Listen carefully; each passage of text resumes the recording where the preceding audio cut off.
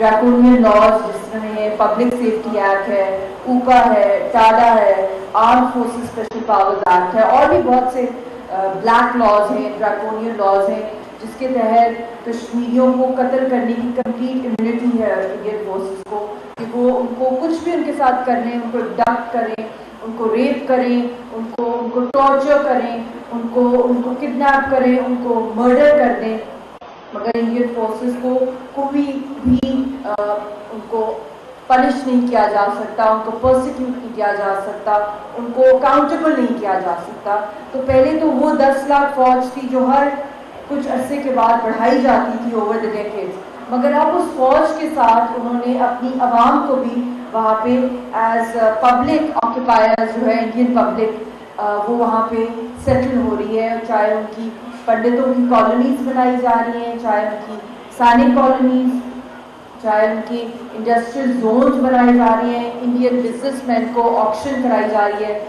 मकबूजा कश्मीर की ज़मीन, चाहे वो किसी भी सूरत में रिटायर्ड आर्मी पर्सनल्स और उनकी फैमिलीज़ को वहाँ पे जो है हर तरह के राइट्स दिए जा रहे हैं, चाहे वो इकोनॉमिक राइट्स हों, चाहे वो रिलीजियस राइट्स हों, चाहे वो पॉलिटिकल राइट्स हों, चाहे वो एजुकेशनल राइट्स हों, चाहे हमारी इकोनॉमिक इंडस्ट्री जो हमारी है वहाँ पे जिसमें टूरिज़्म है, जिसके अंदर हॉर्टिकल्चर है, जिसके अंदर हैंडीक्राफ्ट इंडस्ट्री है, उसकी भी हेजेमनी कंट्रोल, मतलब हर लिहाज से नॉट जस्ट मिलिटरीली कश्मीर को जिस तरीके से हाईजैक किया जा रहा है, और सबसे बढ़ के कि सारी की सारी जो आपकी क़यादत है, हमारी हुर्रियत की क़यादत है, उनको जेलों के अंदर बंद किया हुआ है, उनके खिलाफ कॉन्कॉक्टेड जो फ्रिवलेस केसेस किए गए हैं, जिसके तहत उनको जेलों में बंद करके उनकी सुनवाई नहीं हो रही है, उनको टॉर्चर किया जा रहा है। ख़ास तौर पे इस वक्त अशरफ सहराई साहब जो शहीद हो गए, जो सक्सेसर थे सईद अली गिलानी साहब के, उनको जहर दिया गया जम्मू जेल के अंदर 5 अगस्त के बाद। फिर उसके बाद बहुत से और भी first year second year leadership को मारा गया, मर्डर किया गया, और अभी इस वक्त तिहाड़ जेल के अंदर आसिया अंद्राबी साहिबा बहुत अलीम है, वो भी वहाँ पर है, फहमीदा सूफी साहिबा, फिर उसके साथ साथ शबीर शाह साहब वो भी तिहाड़ जेल के अंदर हैं, फिर मुसरत आलम साहब, और बहुत सी उनकी जो जेल्स हैं, और यासीन साहब का भी केस आपके सामने जो लीगल फ्रेटर्निटी है पाकिस्तान की, उन्होंने उनका केस बहुत ही उसको स्टडी किया हुआ है कि जिस तरीके से एक तरफा उनके खिलाफ फैसले किए गए, ना उनका लॉयर की इजाज़त है, उनका फांसी का केस चल रहा है पिछले 2 सालों से, ना उनको पेश किया गया, ऑनलाइन भी अगर पेश किया गया तो उनको म्यूट कर दिया गया जब जज के सामने उनको पेश किया जाता था। तो दूसरी बात यह है कि एविडेंसेस रिकॉर्ड जो होती हैं उसके अंदर भी उनको नहीं बुलाया गया,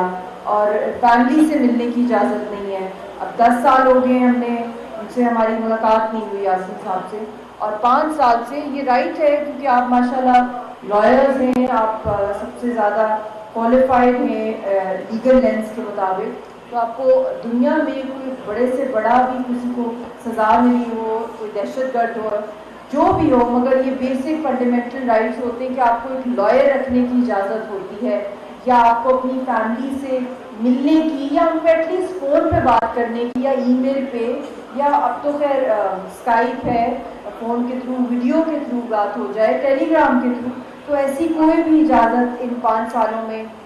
ये वाहिद हुर्रियत रहनुमा है जिनको बिल्कुल नहीं मिली गई। मगर आज का जो टॉपिक है हम जिसकी बात कर रहे हैं, जो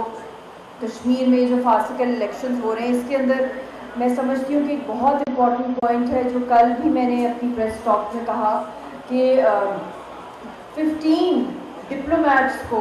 हिंदुस्तान जो है इन फासिकल इलेक्शंस के दौरान श्रीनगर के अंदर उनको लेकर आए, बहुत ही कॉर्डन ऑफ एरिया के अंदर पोलिंग बूथ दिखा के वहाँ पे उनको बुलाया गया, और पोलिंग बूथ्स में ज़्यादातर इंडियंस या बहुत सी very little minority of Kashmiris जो ब्यूरोक्रेसी में हैं या दूसरी जगहों पे उनके हैं,